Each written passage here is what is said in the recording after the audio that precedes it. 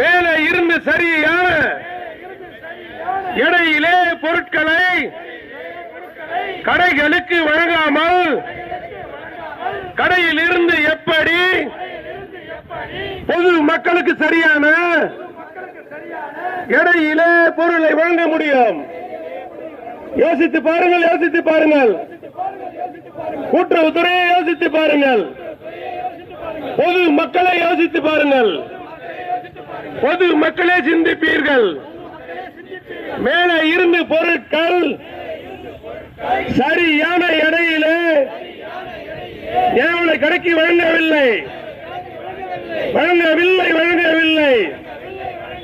சரியான எடையிலே டிஎன்சிசி குடோனில் இருந்த கடைகளுக்கு பொருட்களை வழங்க சொல்லி ஆர்ப்பாட்டம், வழங்க சொல்லி வேலை நிறுத்தம். தமிழக அரசு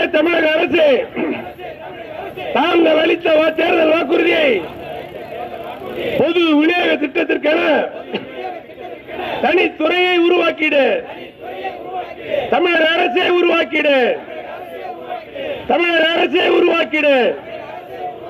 தாங்கள் அளித்த தேர்தல் வாக்குறுதியின்படி பொது விநியோக திட்டத்திற்கென தனித்துறையை உருவாக்க வேண்டும்.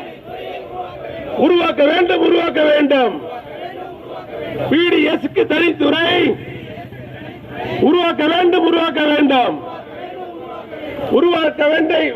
வேண்டிய தமிழக அரசு கைவிரை 40% ஒத்து போனாலே